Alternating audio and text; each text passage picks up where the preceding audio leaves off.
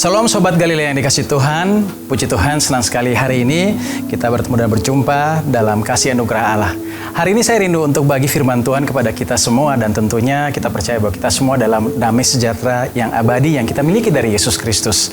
Saya langsung mau ajak saudara untuk kita sama-sama membaca firman Tuhan dalam Yohanes 1 ayat 12. Tetapi semua orang yang menerimanya, semua orang yang menerimanya diberikannya kuasa supaya menjadi anak-anak Allah, yaitu mereka yang percaya dalam namanya.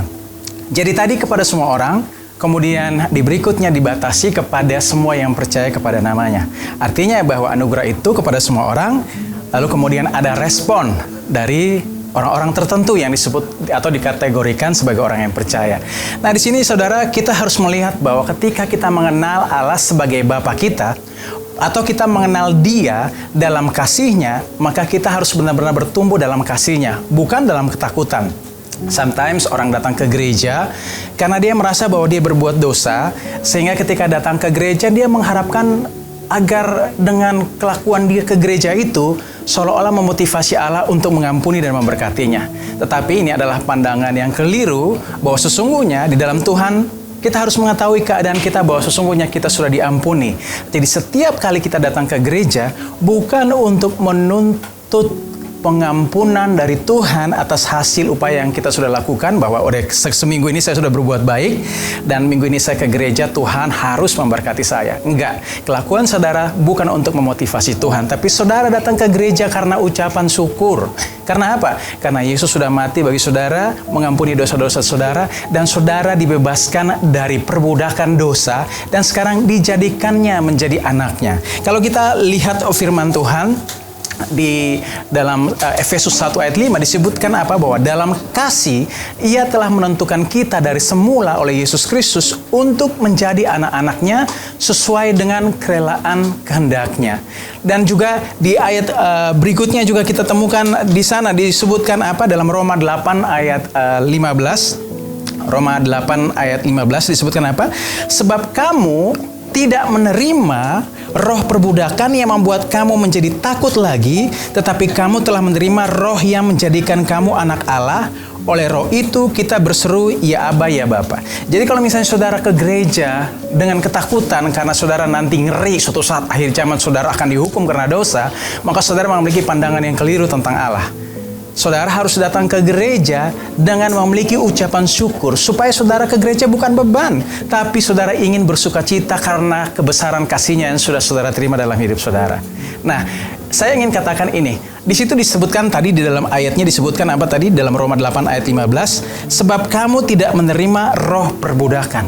Jadi dalam 3 ayat yang saya bagikan kali ini mau menunjukkan kepada kita saudara bahwa apa? Dulu kita itu budak, tetapi setelah kita menerima Yesus Kristus, kita dijadikan anaknya. Kita diadopsi. Saudara kalau melihat seorang kalau mengadopsi anak, undang-undang sangat melarang keras bahwa seseorang yang sudah mengadopsi anak, dia menelantarkan anaknya. Bahkan kalau kita bisa baca dalam hukum di negara kita, orang yang menelantarkan anak asuh bisa dikenakan penjara sampai 15 tahun.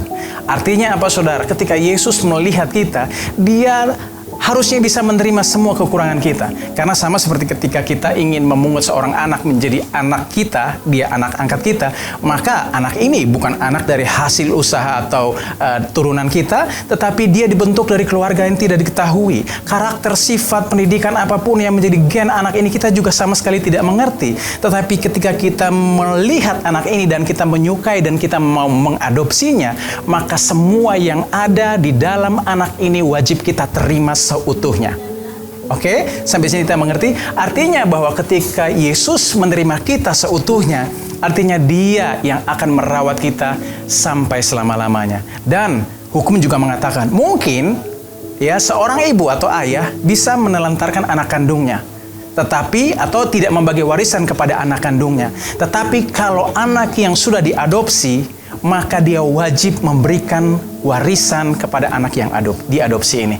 Itulah keberadaan kita di hadapan Tuhan hari ini, saudara. Bahwa dulu kita memang diperbudak karena dosa, tapi hari ini kita sudah diangkat menjadi anak yang sangat dikasihi. Supaya saudara memiliki keberanian percaya ketika datang beribadah, bukan datang sebagai hamba. Saudara punya hubungan dengan Allah di dalam kasih-Nya yang begitu besar, yaitu hubungan antara Bapa dan anak. Kalau saudara punya hubungan antara Bapa dan anak, makanya saudara tahu, ketika saudara di gereja, saudara tidak duduk di lantai dan bersila bertapa. Saudara duduk di kursi, karena status saudara adalah anak yang dikasihi. Artinya hari ini, ketika saudara mendengar kabar baik ini, bahwa Bapa sudah mengasihi saudara, mengampuni dosa-dosa saudara, artinya saudara memiliki bagian yang sempurna di dalam Tuhan Yesus Kristus. Supaya saudara tahu dan memiliki keberanian percaya untuk beribadah, bukan untuk menuntut atau memotivasi Allah, tapi mengucap syukur atas semua kebaikan Tuhan. Haleluya. Kita berdoa. Bapa dalam surga, kami bersyukur kepadamu Tuhan, bahwa dulu kami diperbudak dosa, tetapi ketika Engkau telah mengampuni, menyelamatkan kami, Engkau tidak menjadikan kami budakmu lagi Tuhan, bukan hambamu lagi Tuhan, tapi Engkau menjadikan kami anakmu, dan Engkau menjadikan bahkan kami sahabatmu, sehingga kami diperkenalkan tahu tentang banyak rahasia, dan anak memiliki hak waris di dalam kerajaanmu, sedangkan budak mungkin akan tinggal di luar atau hanya mewarisi segala sesuatu yang merupakan bagian yang dikerjakan, gajinya, upahnya, tetapi anak memiliki semua warisan yang Bapa miliki di sorga. Dan hari ini kami berdoa Tuhan kepada setiap jiwa-jiwa yang menyaksikan program ini, mereka yang takut datang kepada Tuhan karena dosa-dosa mereka, biarlah mereka diingatkan kembali akan kasih Allah yang begitu besar, sehingga hari ini mereka tidak memiliki ketakutan untuk datang, karena mereka tidak akan datang dengan memiliki pemikiran bahwa mereka akan dihukum, tapi sesungguhnya mereka sudah dihukum. Kapan? 2000 tahun yang lalu. Di mana? Di atas tubuh Yesus Kristus di Kalvari, semua dosa mereka sudah ditanggung. Artinya hari ini tidak ada dendam Allah akan dosa terhadap kami, karena setiap dendam Allah akan dosa sudah benar-benar dipuaskan dalam tubuh Kristus. Supaya hari ini mereka yang menerimamu diberikan kuasa untuk menjadi anak-anak Allah. Haleluya. Amin.